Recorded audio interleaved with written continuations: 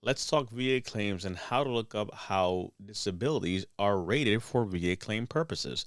So, a very quick search of the Google will take you to the CFR. So, a quick way to do this, simple as this. Let's say you do a Google search, and just to kind of show it to you real time, right? So, we're going to do, say, Google, and I'm going to put eCFR 38 Part 4, and that will take you there. Do a search. The very first one, I like the eCFR electronic version. There's many different versions out there, but boom, take you here. There you go, right? So now if you go to Title 38 itself, you'll see it breaks it down into different sections. So Chapter 1 has different parts. Sometimes you'll see me reference different parts. For purposes of rating, we are in Part 4. Part 3 breaks down a lot of the rules before we get to the rating aspect. So for this conversation, we are looking at Part 4 specifically, and here you see the breakdown of different conditions and what we're looking at. Okay, so that's the very first thing there. This is just another view version. I like this view version here versus the full text. Nonetheless, chapter 1, it breaks down here again, part 4, subpart B, disability ratings, and you can see the different systems of the body and how they're rated. So I'll pull a few just to give an example of how we can break these things down. Let's say I wanted to look at something neurological. Something in neurology would be like migraines. So if I down click on this, it breaks down the evaluation criteria. And I'll zoom in here so you can kind of see a little bit better. Identification of different things and so forth, how to break it down.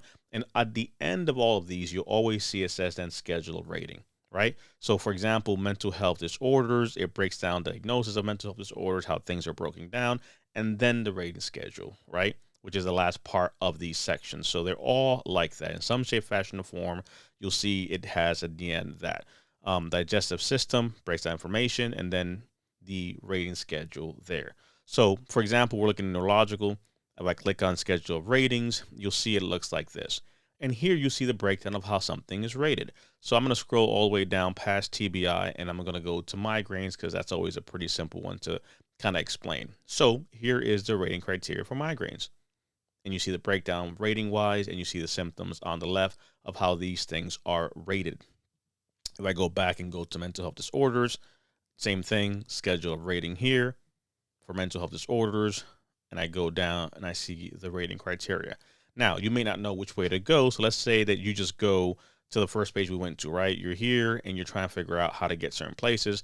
You can also just do a search and say migraines, and you'll see here, it'll tell you one search in 38 CFR Part 4. If you click on that, it'll take you to that section, bring up the different parts of it. You click on it, and you're right there where we were. And obviously, you'll scroll down and go to the specific section because you see TBI here in other little areas, but there is migraines, right? So this is how you should do this. This is how to help you make a better argument to the VA, understanding how something is rated. I always say you don't have to know everything in here, but if you're going to file for migraines, know how migraines is rated, know the rating criteria, and be able to speak to the symptoms. If we're talking mental health, same situation. Understand how this thing is rated, what the symptoms are. So, whichever is the situation that you have that you're trying to file for, do a search. Again, all this information is here, the entire body system, whether it's musculoskeletal, whether it's auditory nature, respiratory, cardiovascular, digestive, and so on and so forth, and so on and so forth. You can look at those things. And one bonus part I'll put here is if you come, for example, to chapter 1, right, going back in part 3, adjudication. You'll see here how they break things down for pension compensation, for burial benefits, and so forth. So these are some things for your own edification if you want to be able to start breaking down and looking at how certain things are considered, right? Like with definitions, pensions, periods of war, minimum active duty times, and so forth. So this is kind of like the pre-set information for certain parts. So spend some time, look around, see what's available. Again, part 4 is where we're looking at the rating schedule.